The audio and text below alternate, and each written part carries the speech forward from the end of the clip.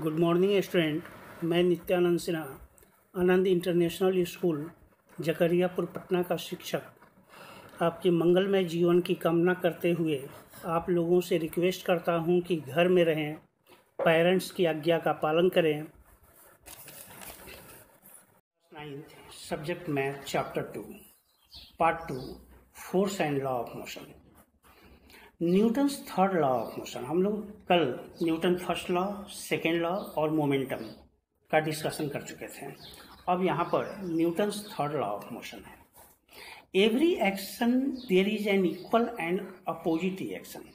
हर action की equal और opposite reaction होता है, यानी जितना फोर्स हम एक ऑब्जेक्ट पर लगाते हैं वो ऑब्जेक्ट भी उतना ही फोर्स अपोजिट डायरेक्शन में मेरे ऊपर लगाता है। The force exerted by the first object on another object is called action.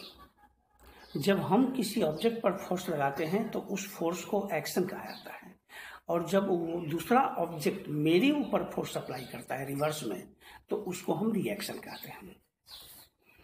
Illustration of Newton's third law of motion क्या है? व्हेन अ पर्सन वॉक, जब पर्सन मूव करता है, चलता है, तो इसमें न्यूटन्स थर्ड लॉ अप्लाई होता है। इसमें होता है कि जितना फोर्स से हम अपने फुट के 4 पॉइंट से अर्थ को प्रेशर देते हैं उतना ही फोर्स अर्थ भी रिवर्स डायरेक्शन में मेरे ऊपर लगाता है, जिसके कारण हम आगे की ओर बढ़ते हैं। सेकेंड है स्विमिंग। जब हम तैरते हैं तो पानी को हाथ से और पैर से प्रेशर देते हैं, तो हम बैकवर्ड डायरेक्शन में प्रेशर देते हैं और वाटर जो है हमको आगे की ओर पुश करता है, अपोजिट डायरेक्शन में प्रेशर देता है, जिसके कारण हम आगे की ओर बढ़ते हैं। थर्ड है a person jumps out of a bat. A person jumps out of a boat. जब नाव से हम बाहर की ओर यानी अर्थ की ओर कूदते हैं तो नाव से अर्थ की ओर मूव करने के लिए हम नाव पर प्रेशर अप्लाई करते हैं। तो जितना फोर्स हम नाव पर लगाते हैं उतना ही फोर्स वो बोट भी हमारे ऊपर अप्लाई करता है, जिसके कारण हम फॉरवर्ड में जाते हैं और बोट जो है वो बैकवर्ड में मूव कर जाता है। Fourth point, gun is fired. जब बुलेट को गन से फायर करते हैं तो पिस्टल जब हम उसका नॉब को प्रेस करते हैं तो उसका पॉइंटर जो है बुलेट पर स्ट्राइक करने के बाद जितने फोर्स से नोजल से वो बाहर निकलता है फ्रिक्शन करते हुए, तो बुलेट उतना ही अपोजिट डायरेक्शन में भी फोर्स अप्लाई करता है, जिसके कारण गन जो है बैकवर्ड जर्क फील करता है। फिफ्थ है लॉन्चिंग और रॉकेट। उसी तरह से रॉकेट जब लॉन्च करता है तो वो बहुत ज़्यादा एक जेट पॉइंट से बहुत प्रेशर से स्मोक को बाहर निकालता है।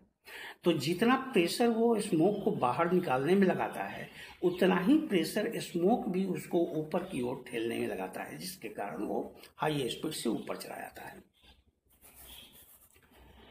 अब आगे कंजर्वेशन ऑफ मोमेंटम। लेट ए और बी दो ऑब्जेक्ट है जिसका मास m1 और m2 है। बिफोर कोलिजन ये मोशन में है तो इनिशियल वेलोसिटी u1 और फाइनल वेलोसिटी जो है m1 का इनिशियल वेलोसिटी u1 और b का इनिशियल वेलोसिटी u2 है।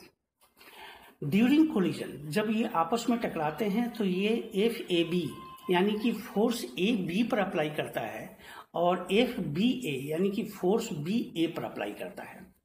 तो आफ्टर कोलिजन टकराने के बाद इसमें फाइनल वेलोसिटी A में v1 और B में v2 प्राप्त होता है।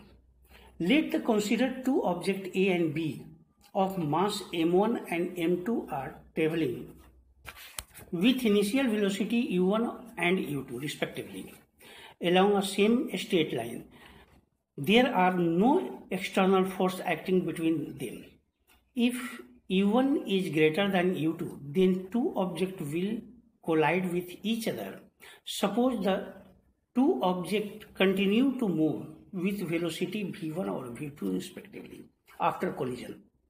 Same straight line after collision.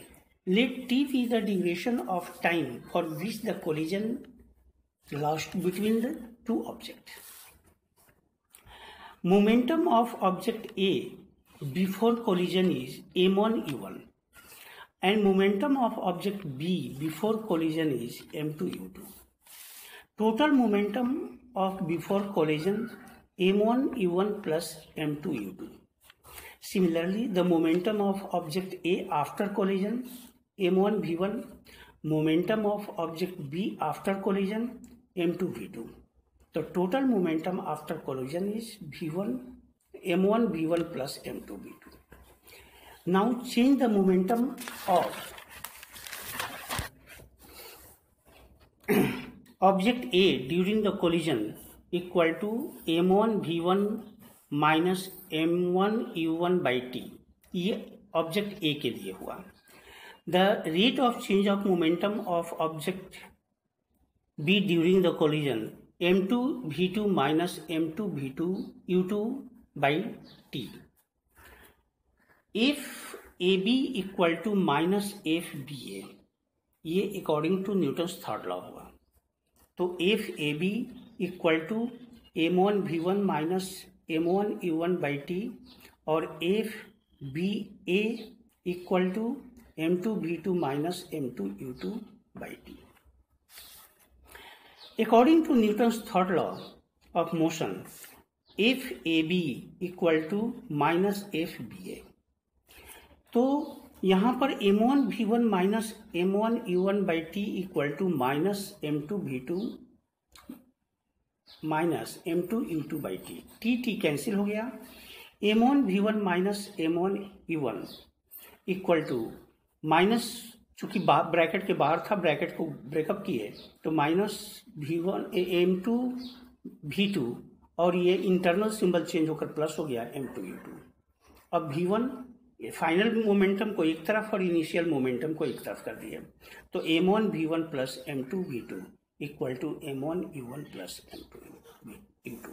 यहाँ पर कंजर्वेशन ऑफ मोमेंटम को प्रूफ किए कि total initial momentum is always equal to the total final momentum.